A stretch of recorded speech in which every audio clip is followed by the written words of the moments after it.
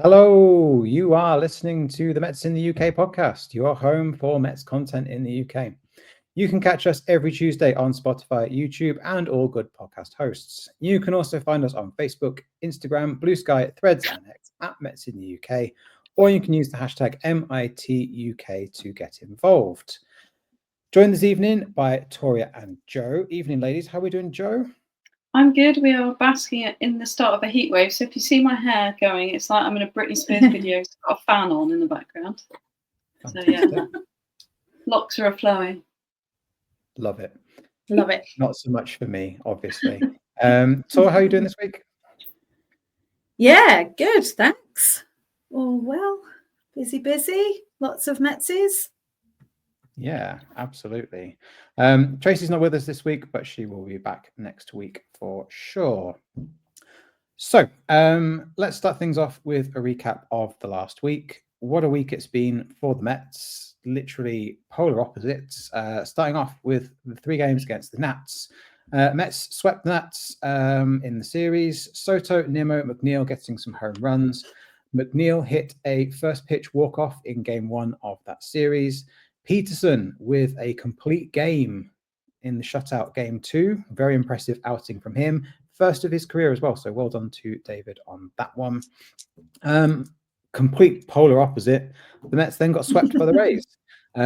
Beatty, Mauricio hitting home runs.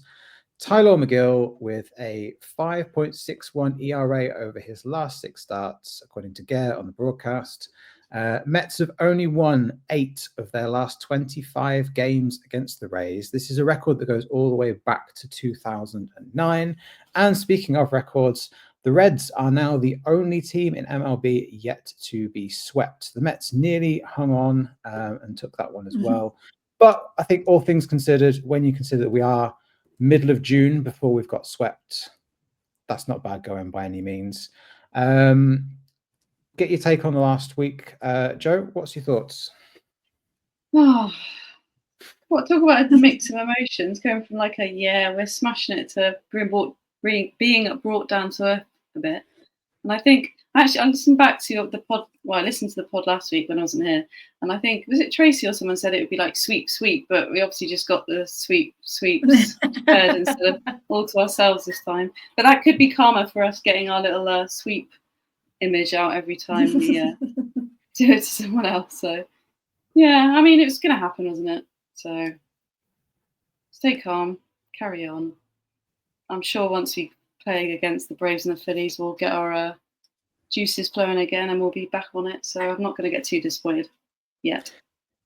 Yeah, absolutely. And obviously, like you say, we've got the games coming up, which we'll talk about later, but it's still way too early to be worrying about any of that kind of stuff. There's still a hell of a lot of baseball left to be played. I mean, league tables are what they are at the moment. Obviously, Mets are out them first, but that could change in a heartbeat. And it doesn't really matter at this point. It's not anywhere near time to start worrying about that.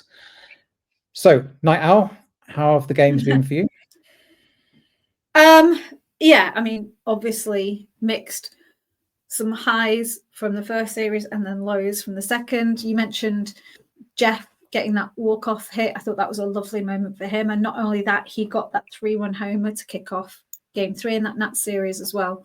And going back to what I was saying last week, he seems to be absolutely firing on all cylinders at the moment. So that's really good to see.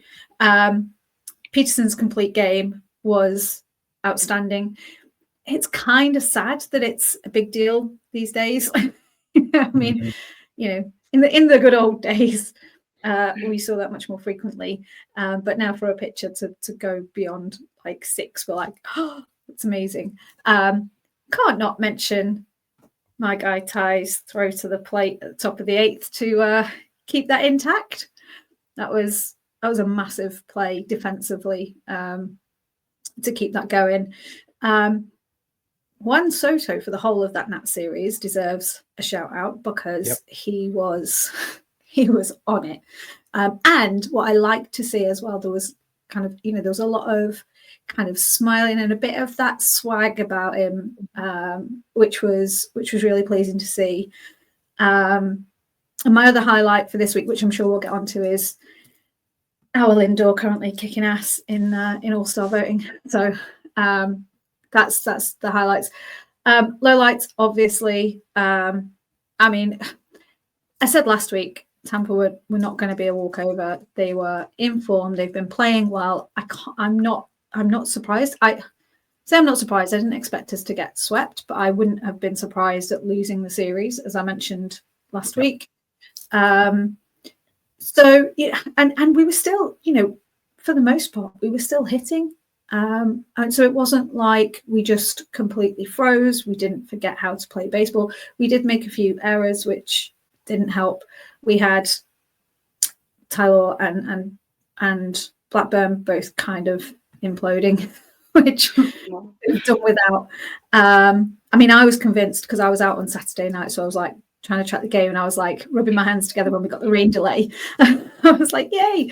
And then I was just convinced that they were waiting for me, but they didn't. And I take responsibility for game one as well, because I'd gotten, I think we were about to start the sixth, and we were 5-1 up or whatever at that point, and I was like, oh, okay, I'll start winding down now, try and wind down and just listen to the end until I fall asleep, and then kind of blew up in the sixth. So don't blame yourself.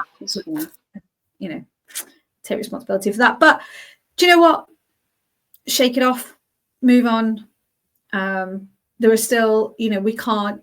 It's only been a week, and we've got to remember the positives that we had at the start of that week. So, there's kind of some recency bias going on. It's always disappointing, as Tom said, for us to get this far into the season and only just suffer our first sweep. I'm okay with that. Yeah, absolutely. And obviously, I don't want to dwell on the negatives. I really don't. I try and keep it positive. I'm really done with McGill as a starting pitcher. This is 4th season, maybe 5th, where we've seen him in this role, and the sample data is big enough now. I just I can't make any more excuses for the guy. Like, it's at the point where, obviously, as long as he's wearing a Mets jersey, I'll be rooting for him. I never want any of our players to fail whilst they're wearing the Mets jersey. Don't get me wrong on this, but enough's enough with him as a starting pitcher. And you know what you're going to get with him every single time. And I've said this to you, like in our chat a few times, like you get a couple of innings out of him, and then it all just absolutely falls apart. He loses it completely, which to me is a mental issue. Like, it's not an ability issue, because he has good stuff, and we've seen that from Tyler. But then when he loses it, it's spectacular every single time. He just gets in this headspace where he can't get out of it. And this is what we saw in the game against the Rays. He was throwing such wayward pitches, which is not like him. And I don't buy into the whole April, September excuse thing. Like, it just, players don't work like that. I can understand temperature, but players don't just think, oh, it's April, I'm going to start playing well. For me, he's got to go to the bullpen. If he wants to stay a Met, he's going to have to go to the bullpen. He's going to have to be that guy that does 1, maybe 2 innings in the 5th, 6th, 7th, whatever, those low leverage situations, because clearly the mental issue, the issues that he has, it's a pressure thing. And if that's a New York thing, then he needs to go and find a small market team and be the starter there, because... I think it spreads to the other players sometimes, because you can see them all get a bit down, because he doesn't even sometimes you to show a bit of something, but he's just a bit like, he's like, come on, show something. He is very... Yeah, he's very kind of... do that because you don't want to show that you're getting psyched out and that there's a game face to it, and I understand that. But you're right, there just needs to be something. And I'm not saying you need to pivot and go the other way to like Jeff McNeil levels, where you're throwing your helmet on the floor in a paddy when it doesn't go your way. But like, just something. Like, it's like it comes across like he doesn't care. And I'm just, I've gone on a bit of a rant there, but I'm so tired of seeing it. And when you've got other players in the development system that are doing well, and there's, you've got the likes of Montas and Minaya that are due to come back, and enough's enough. Like, at what point do we just say, sorry, it's just not working out? But hey, if you disagree with my take, or if you agree, let us know. Let's get the conversation going. Anything else on the last week before we move on to the news? The only one thing that I can kind of sneak in, because it's a tenuous Mets link, Luis Guillaume's catch last night. Oh my word, have you seen it? Yeah, good one. I mean, not that I like Guillaume much, but it was a great catch. By his standards, it was even better than a lot of the previous ones we've seen, wasn't it? Yeah. I mean, I did say earlier it was, just my Louis doing Louis things, because that's kind of what we expect. But like you said, even by his standards, it was a great one. So yeah, well, absolutely. Especially as well after last week, us talking about Denzel Clark and his great catch. Yeah. 2 great catches 2 weeks in a row. Impressive. Let's see who's next. We're very lucky. So moving on to the news, that's a nice segue. Thanks, Tor. Congratulations to Francisco Alvarez and his partner on the birth of baby girl. Alvarez has been reinstated. Hayden Senga sent back down to AAA. Didn't play a game, but that's a couple of days more service pay for him, which I'm sure is better than packing bags in Whole Foods. We had the unfortunate news, Senga's injured. The man is made of butter and cannot stay healthy. He's got an IL stint, had an MRI, which by all accounts, the Mets have said it's a minor strain, but John Heyman today reporting that it's about 5 weeks out for Senga. Montas has had a rehab start on Friday, just gone. Manaea had one on Sunday. Both of those went pretty poorly. The word is on Montas, they're going to push it as far as they can to the 30 days, maybe give him another one before bringing him back in. Manaea is still with the Cyclones, so he's a little bit further behind in that journey. Speaking of the minors, Max Granick was called back up from AAA to fill the void left by Senga.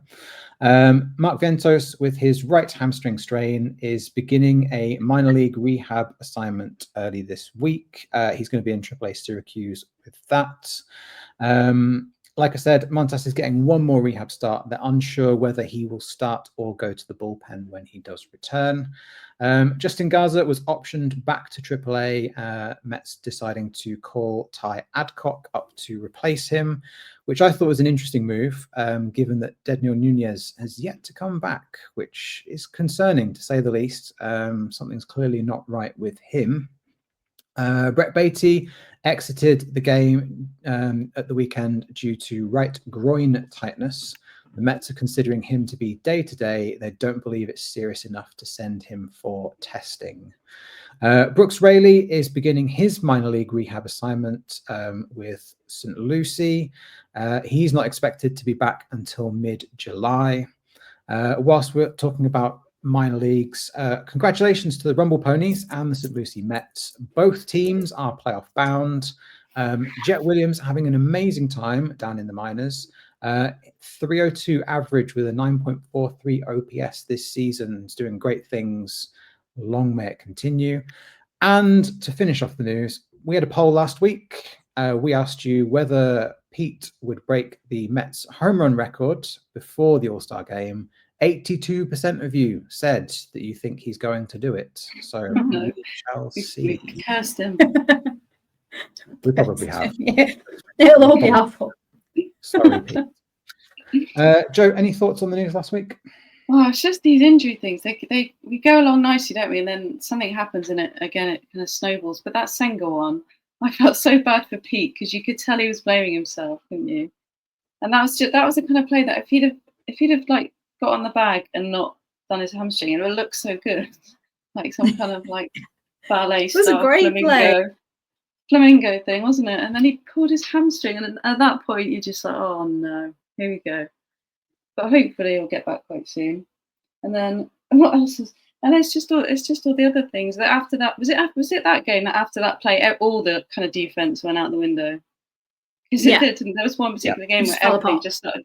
I think was that the one we were messaging Toria and you were trying to keep up with it, and we were all like writing the most random things that were happening because it was. Is that the one? No, I think it like, was out. No, that was Saturday, I think, when you were doing that. It was just one of those weird games, and after that it went wrong. But whatever. And so, are we worried about Montas? Because his stats so far are a little bit dodgy, aren't they? Or should we not read too much into that at this stage? I'd never read too much into a rehab assignment. It's in the same way, those of you that aren't familiar with it, it's a bit like reading into preseason stats in football or soccer, if you're American listening in. You can have the best or worst preseason in the world and then have a completely different season. So I wouldn't read too much into it. I think the whole point of the rehab assignment is to get innings and pitches and counts. Try a few things. Yeah, so exactly. I wouldn't read too much into it. Clearly, the Mets are not concerned. I think them extending his rehab assignment is purely just a health thing rather than a concern thing over the amount of hits he's getting off of it. Also, the hitting's a bit different down in the minor leagues. You're facing different batters who are also maybe got a bit more to play for, trying to get up into the majors. So yeah, I wouldn't read too much into the stats. Even though they are on paper slightly concerning. Because you want someone to come in to kind of move McGill away potentially, but then obviously you don't want to bring up something that potentially is even worse. But like I said, he gets to the major leagues, he settles right back in, and jobs are good, isn't it? So fingers crossed. Absolutely, fingers crossed. Tor, what about you? Yeah, I mean, and to be honest, it's not even a surprise that they're giving Montas another start, because they were talking about that anyway. They'd said they weren't sure if it's going to be 1 or 2. So, it's I don't think there's too much to read into that there. But clearly, we need the pitching support, and certainly a starting pitcher to come in to help move things around. The Senga injury is really frustrating. And I mean, but he said he felt it on the stride before he even made the leap. So, it's going to go. Doesn't matter. It was going to go.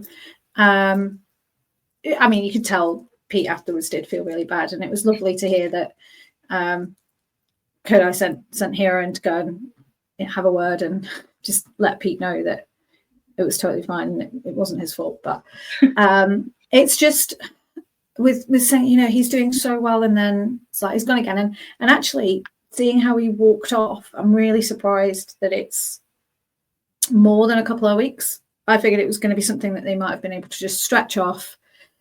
Anyone that exercises, sometimes you feel like something goes and it's just tight and you can just stretch it off or run it off and it's okay. So I felt like it was going to be one of those. So it's a little bit disappointing that it's not. Excellent news once again from our minor leagues, just showing, we've said this so many times this year, we've highlighted either players down there or in this case the guys qualifying. It's just so lovely for us to be able to talk so well about our minor our farm system, and the future is great there, and we've got that flexibility to be moving them around. I was a little bit surprised though at Garza being sent down, because he looked decent. There's me saying that I was surprised that they were putting him straight in, and now I'm like, I'm surprised they're sending him back down, but only because he kind of, I don't know what they saw from Adcock that they hadn't seen from Garza. But it's just a matchup thing, I think.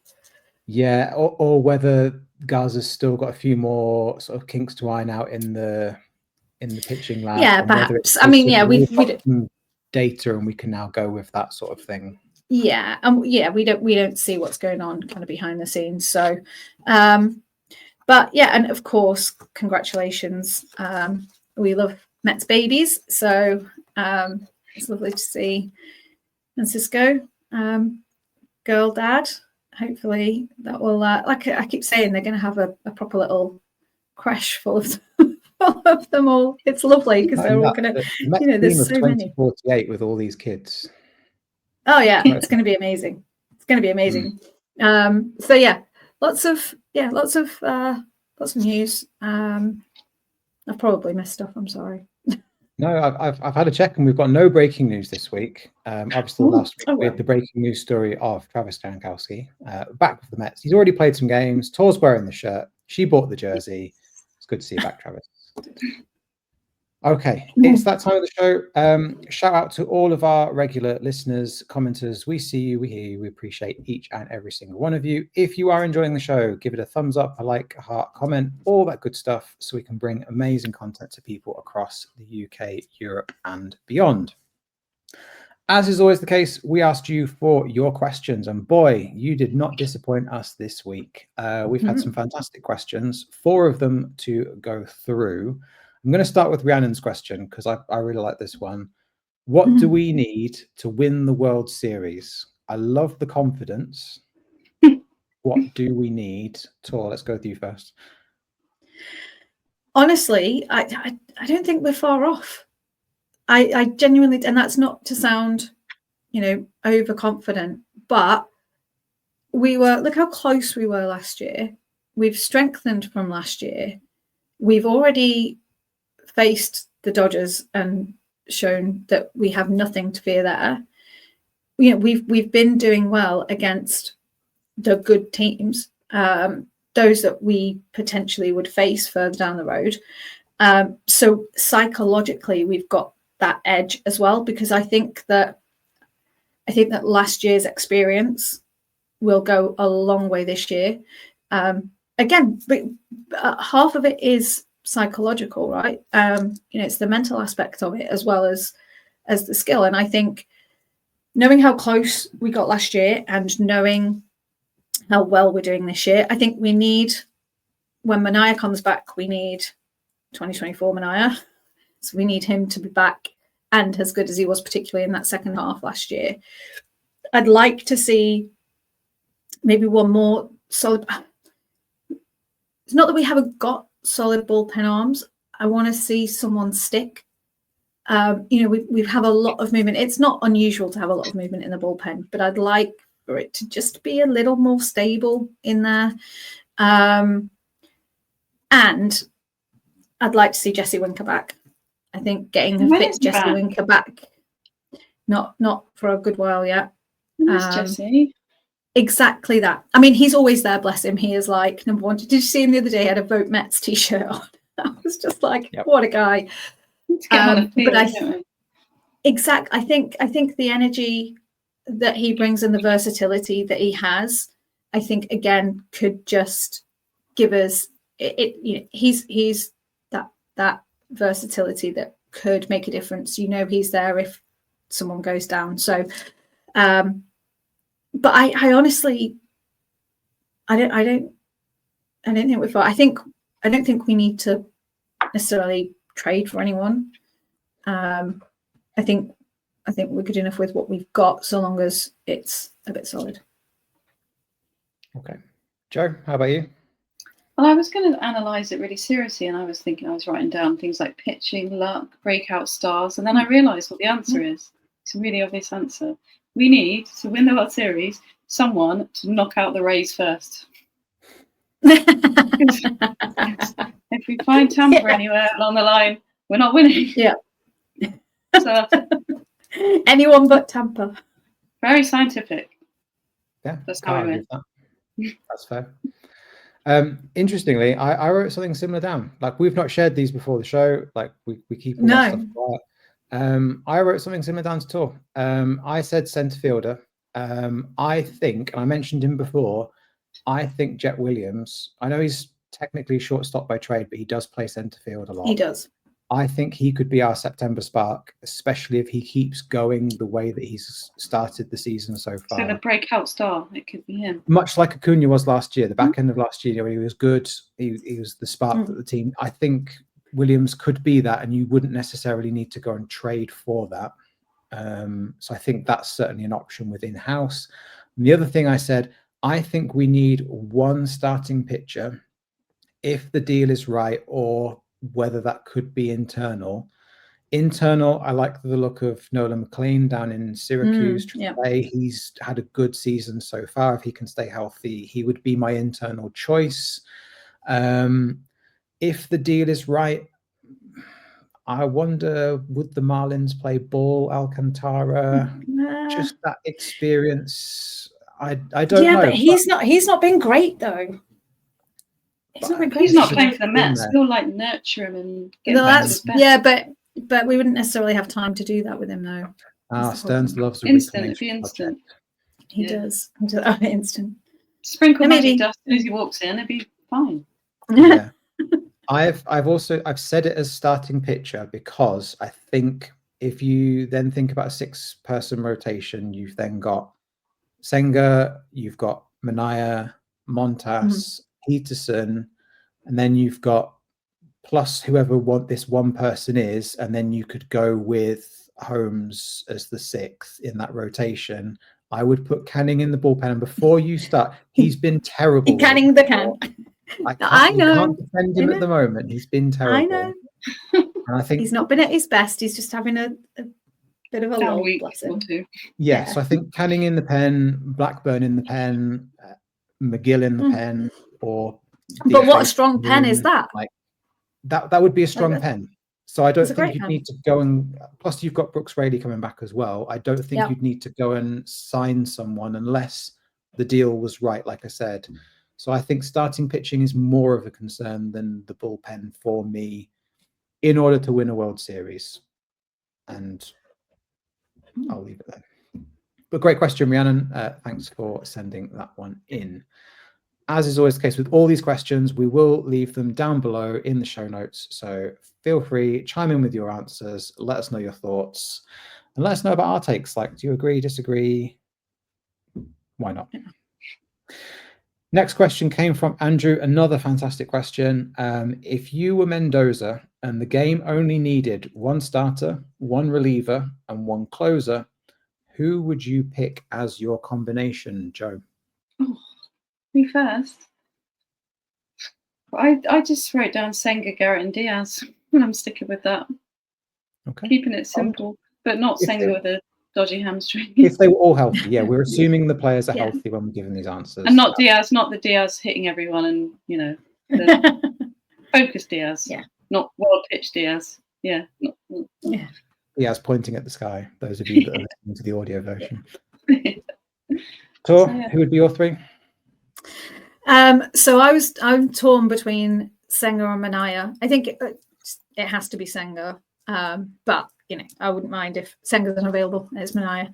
I'm going to go. I was agonizing over this a little bit because I really like Garrett. I think he's been doing great in that role. But I'm going Brazaban. Yeah, I was torn with him actually. Yeah, Brazaban for reliever, and then of course Diaz to close. Okay. Again, promise we've not shared these before the show.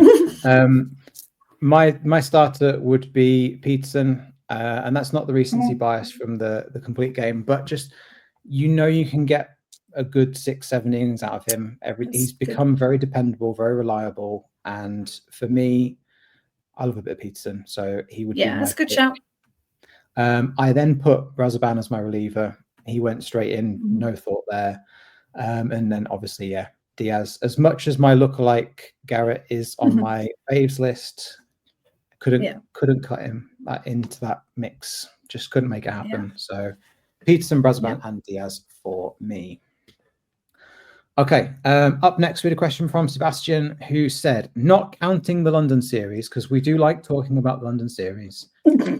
What was your single best moment from the Mets in the 2024 season, playoffs included, highlight you've rewatched the most? Can't talk about London as much as we'd love to. Tor, what is yours? So I've kind of cheated a little bit in that mine is that I've listened to most. So I've not gone London, don't worry. It's one that I've listened to most. That's allowed. And that is Howie's call of Pete's homer in the Brewers game in October. It's just nice. I can't get enough of it. I cannot get enough of it. So yeah, that for me was, there were so many highlights last year, but if I think about something that I would watch or listen to again and again, I think when that was shared the day after online, I think I must have just listened to it on a loop like 50 times because it's incredible. And I'll make sure that we send it so that people can go and listen to it if they didn't hear it. Yes, be in the show notes. Put it below the tweet. somewhere. Yeah, somewhere.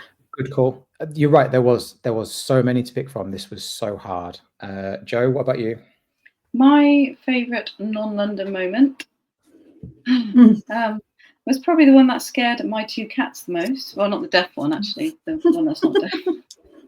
It's got to be Lindor's Grand Slam against the Phillies for me. Again, the actual watching it, to see everyone in the dugout go absolutely mental. But also that had great radio kind of background. If you listen to the radio version as well, that's awesome too. So that's what I'd go for, because it was epic.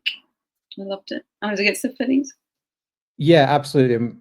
Can't shout out the radio crew enough. They do some amazing things, which, as great as GKR are, sometimes the radio guys get overlooked a little bit. But how blessed are we to have both? Lucky. Completely blessed, yeah, and incredible on both counts. But I even find some of the Spanish calls, when you get those as well, those are incredible. Those guys do a great job as well. So Mets really blessed at all levels with what we've got there. Yeah, there was quite a few for me. I was ultimately, it's come down to two for me, and it's come down to two based off of like GIF reactions, because I'm a big GIF guy. I nearly gave it to the one where Winker, he hits the home run, and then he just like stares at it, and there's just the pure. That's not the helmet off and of that one, is there? Or is that different? No, it's the one where he just stands there and just watches it. Like there it goes. Yeah. Like it's a no doubt. Like I absolutely love that one. But didn't Dan do a T-shirt or a neon of that or something? No, I've done. Yeah. So yeah. The one I have actually rewatched the most, and I've used the GIF a couple of times already. Diaz with his 6-out save against the Phillies in September. This was the one where he does the pumped up, like, oh, come on. Yeah. Pure emotion, pure passion, plus a 6-out save for Diaz. It's pretty good. Almost unheard of. Absolutely beautiful. So talking of gifs, which was the Senga gif? When he made the funny face. Was that Lindor's? What did he do that to? That was Lindor's home run. Was that the one? With that amazingly funny face. Yeah, that was brilliant. See, and we've not even mentioned Grimace or OMG or any of the the other incredible. Like, what was the game? I think it was the Tigers at the very start of the year where they were like 6-0 down and they came back to win the game. Like, there was that one. There's just too many things last year. Honestly, last year was epic, spectacular. Yeah, it really was. Yeah, we didn't mention London. We got away with it. Right. Let us know down below, what was your favorite moment of 2024, not London? Who would be your starter, reliever, and closer? And what do the Mets need to win the World Series? Now, we did have a fourth question from Rob, and this kind of ties in with the end of the show and how we always bring things to a close. We always look at the week ahead. Before I get to the week ahead, it is very sad, the week ahead. We've not got any UK-friendly baseball now until the 28th of June. We're all going to have to be night owls. We have to stop I can't. tweeting or whatever they do. There's not enough coffee in the world. My body hates me already. It's going to be a tough one. Thank you, MLB. Although I have to say, I may have to have a few early nights for the first couple of weeks of And regular listeners to the show will know exactly how much of a lie that is coming from Tor's mouth. He is not going to have an early night. Call her out now. Watch every minute. I try. Toria could break her leg, be in hospital, and she'd still find a way. Someone put the game off for me. Exactly. It would happen. Well, that bit maybe, but yeah, I do sleep sometimes. There we go. Anyway, Rob's question was, we've got this 10-game stretch. We're playing the Braves like what seems like 50 times. We're playing the Phillies as well. So we've got, over the next week, we've got 7 games. We've got 3 on the road against the Braves, 3 on the road against the Phillies, and then 1 against the Braves at home before we do the next week's show. But also there's another 3 games against the Braves at home as part of this 10-game stretch. So Rob's question was, like, what's going to happen over the next 10 games? How important are they for our season? Joe? Very. I'm stressed just looking at it because the Brave. We've kind of not. Well, we haven't played the Braves Toria, have we? We haven't played them yet, have we? No. I don't feel like we have. No. No. So we haven't seen them for a while, and they're a bit annoying, aren't they? They're chopping and all that stuff.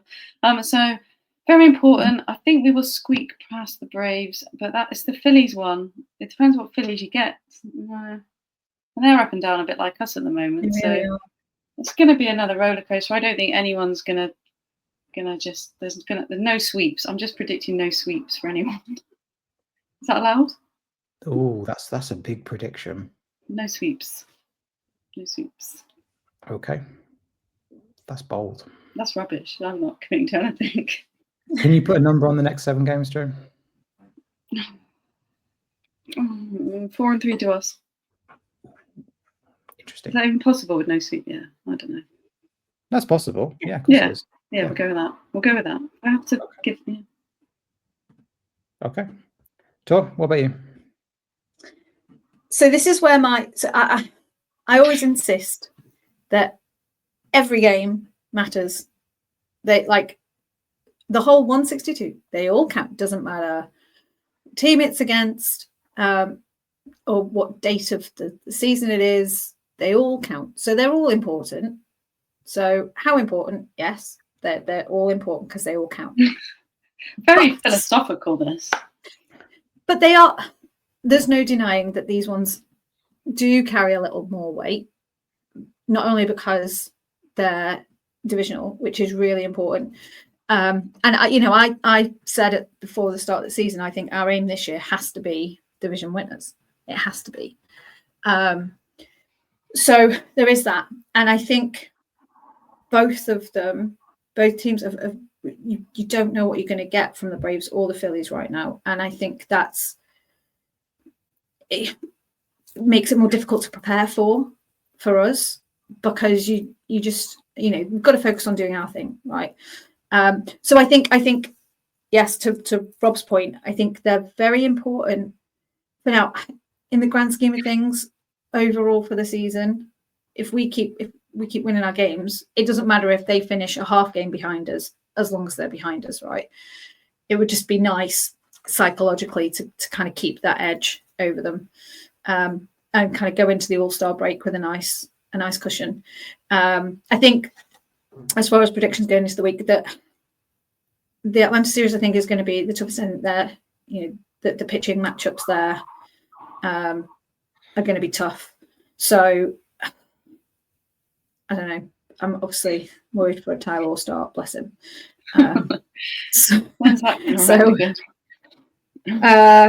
Game 2, the first series against the Braves, I think. And then, Phillies at Citizens Bank. The atmosphere there is never fun. Again, they've been all over the place. So I don't know. I'm hedging at 4-3. I think for the next week. Okay. I'm going to echo a lot of what you guys have said already. I think, to answer Rob's question, it's important, but the players know it's important. And I think regardless of the result, it won't be through a lack of trying. They are fully aware of the importance of these games. So even if, I'm not predicting this in the slightest, even if they went 2-5 over the next week, it won't be through a lack of trying. I don't think that for 1 second. I can't help but feel like the Rays sweep will have dented their confidence a little bit. Naturally, it does. They are people at the end of the day. And when you have a bad day at the office, it does affect you. I think it's going to be 3-4 over the next week. I think they're going to... Atlanta on the road is tough. And I think they will struggle. The Phillies one, I think... That could go either way. That's when McGill pops up, isn't it? The Phillies. It's the Phillies series, yes, because it's Peterson tonight and then it's Blackburn tomorrow for game 2 against the Braves. So it should be game 1 or game 2 of the Phillies series. Oh yeah, because McGill was only Phillies. The live Friday night Apple TV one. Oh yeah. Oh, watch out! We're gonna have lots of Twitter fun on Friday. I forgot that was on Apple on Friday. Yes. There we go. We'll just turn Twitter off for the night. For everyone's mental health and well-being. It's good advice. Yes. Okay, so to wrap up the show, all that leaves me to remind people is we've still got 9 more days of voting for the All-Star game. Yes. Go, Lindor go. is out in front at shortstop, but that's not a certainty. It's not over the line yet. So please continue to vote. Remember, you've got 5 votes every day. All-Star game voting. I think Tor's doing hers now. She might have forgot. Make sure you are voting, people, not just for Lindor, but for all of those Mets. Get them on your ballot. And if they're not there, add them in the little text box underneath. Every vote counts. Interesting to see Brett Beatty was on the list of third baseman. He's in the top 10. Nimmo's, I've been doing Nimmo's him in there. writing. Nimmo's in there. Soto's in there. All of our faves are in there. So get them on, get voting Mets, and let's try and get as many as we can to the All-Star game. They deserve it. Absolutely. And on that note, we will end the pod. Thank you so much for listening. If you've made it this far, we will be back same time, same place next week.